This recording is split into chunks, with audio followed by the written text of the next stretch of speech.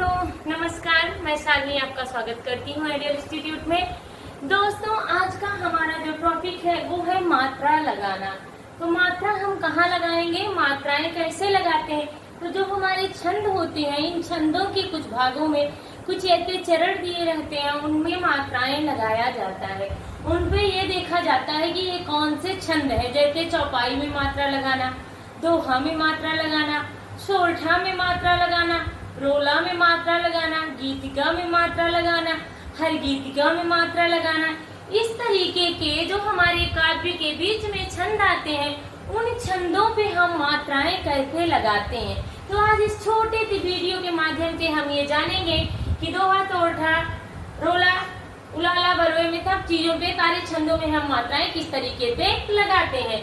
तो आइए हम उस ट्रिक को जानते हैं जिसके द्वारा हम मात्राएं लगाना सीखते हैं। तो ये हमारी एक छोटी सी और जादुई ट्रिक है दोस्तों कि नियम नंबर 1 कहता है, जहाँ पर छोटा आ, छोटी ई, छोटा उ, री, चंद्र बिंदु, स्वर से बने व्यंजन, केवल का, मात्रा नहीं लगी है का पे, का, की, कु, कंग, क्री आदि हो तो वहाँ पे लघु होगा। लघु का सिंबल क्या होता है?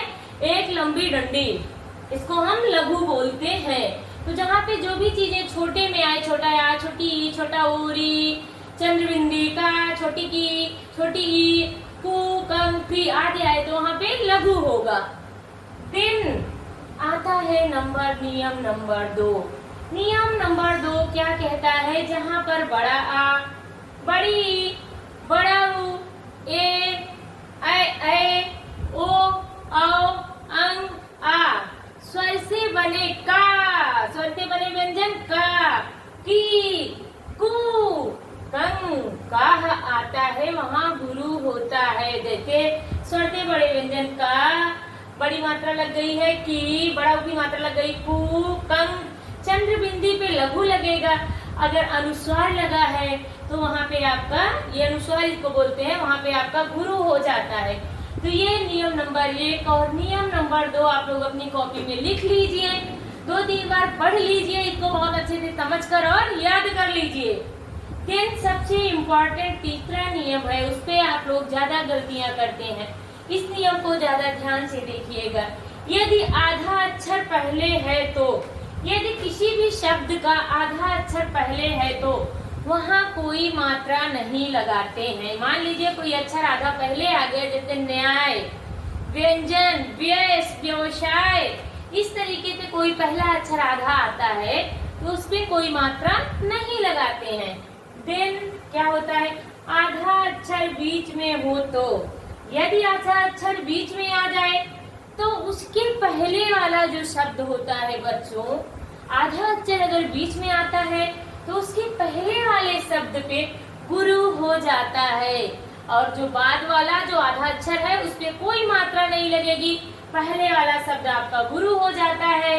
यदि गुरु है तो कुछ नहीं होगा, अगर वो पहले से ही गुरु है तो वो गुरु ही रहेगा, तो उसमें क्या परिवर्तन होगा।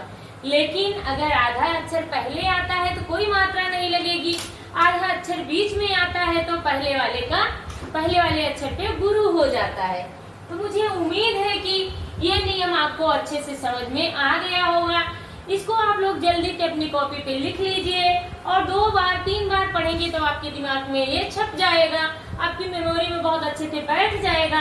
इसलिए जब ये नियमों को आप अपने ध्यान में रखेंगे तो आप दोहा, सोरठा, बरवे, रामायण, जो भी चीज भी है, दोहा, सोरठा, चौपाई, कुछ भी पहचानने में आप देरी नहीं करेंगे, तुरंत मात्राएं आप लगा लेंगे। मात्राएं लगा लेंगे तो आपको ये पता चल जाएगी। इसलिए मात्रा बहुत ही उपयोगी होता है, मात्रा लगाना बहुत अच्छे से आना चाहिए। उम्मीद है कि इस वीडियो को देखने के बाद आपको मात्रा लगाने में कोई दिक्कत नहीं होगी। धन्यवाद।